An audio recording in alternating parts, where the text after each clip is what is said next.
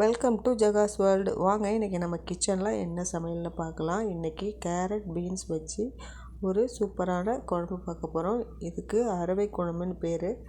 இதை பொரி குழம்புன்னு சொல்லுவாங்க, தேங்காய் அரைச்சி விட்ட குழம்புன்னு சொல்லுவாங்க. ஒருத்தர் ஒவ்வொரு மாதிரி சொல்லுவாங்க. இன்றைக்கி அது பண்ணுறதுக்கு நான் ஒரு பேன் வச்சுருக்கேன். அதில் 2 ஸ்பூன் எண்ணெய் ஊற்றி 1/4 ஸ்பூன் கடுகு, 1/4 ஸ்பூன் சீரகம் போட்டு ஒரு பெரிய சைஸ் வெங்காயத்தை பொடியாக கட் பண்ணி சேர்த்துருக்கேன். இது நீளமாக கட் பண்ணி சேர்த்தா தான் நல்லாயிருக்கும். எனக்கு கொஞ்சம் அவசரமாக வேணும், அதுக்காக பொடியாக கட் பண்ணி சேர்த்துருக்கேன். ஒரு 15 பல் பூண்டு போட்டுக்கோங்க. 2 பெரிய சைஸ் தக்காளி, நல்லா பழுத்த தக்காளி சேர்த்துக்கோங்க. கூடவே ஒரு பச்சை மிளகாய் சேர்த்துக்கோங்க. இதெல்லாம் நல்லா வதக்கிக்கோங்க. வதக்கினதும் நம்ம கேரட்டும் பீன்ஸும் நான் நீல வாக்கில் கட் பண்ணி வச்சுருக்கேன். உங்களுக்கு என்ன ஷேப் வேணுமோ அந்த ஷேப்பில் நீங்கள் கட் பண்ணிக்கோங்க. இந்த மாதிரி நீளமாக கட் பண்ணும்போது எல்லாம் ஒரே மாதிரி இருக்கும், பார்க்க யூனிஃபார்மாக இருக்கும். அதுக்காக தான் நான் இப்படி கட் பண்ணி சேர்த்துருக்கேன்.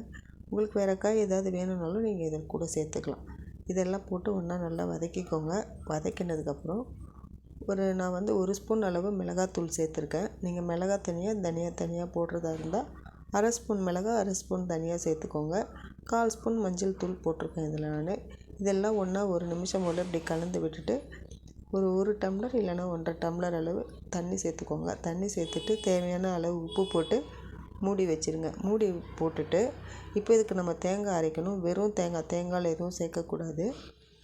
ஒரு 3 ஸ்பூன் 4 ஸ்பூன் நமக்கு தேங்காய் பேஸ்ட்டு வர மாதிரி தேங்காய் அரைச்சி எடுத்துக்கோங்க. தேங்காயில் உங்களுக்கு சீரகம் வேணும்னா ஒரு 1/4 ஸ்பூன் சேர்த்துக்கோங்க. சீரகம் சேர்த்தாலும் கொஞ்சம் நல்லா தான் இருக்கும். நான் சீரகம் போடலை, தேங்காய் மட்டும்தான் அரைச்சிருக்கேன். நான் ஒரு 3-4 ஸ்பூன் அளவு விட்டுருக்கேன். இது நல்லா ஒரு 2 நிமிஷம் போல் கொதிக்கட்டும். காரம், உப்பு இதெல்லாம் செக் பண்ணிக்கோங்க. உங்களுக்கு எவ்வளோ திக்னஸ் வேணுமோ அதுவும் பார்த்துக்கோங்க. இதெல்லாம் செக் பண்ணிவிட்டு ஒரு 2 நிமிஷம் போல் கொதிக்க விட்டுட்டு ஸ்டவ் ஆஃப் பண்ணிடுங்க. இது ரைஸ், டிஃபன் எல்லாத்துக்கும் ரொம்ப நல்லாயிருக்கும். இந்த ரெசிபி உங்களுக்கு பிடிச்சிருந்ததுன்னா ஒரே ஒரு லைக் மட்டும் கொடுங்க. நீங்கள் இப்போ தான் முதல் தடவை என்னோடய வீடியோ பார்க்குறீங்கன்னா, என்னோடய சேனல் உங்களுக்கு பிடிச்சிருந்ததுன்னா நிறைய வீடியோ போட்டிருக்கோம், போய் பாருங்கள். இது பிடிச்சிருந்ததுன்னா, இந்த ரெசிபியும் பிடிச்சிருந்ததுன்னா லைக் பண்ணி, ஷேர் பண்ணி, சப்ஸ்கிரைப் பண்ணி சப்போர்ட் பண்ணுங்கள்.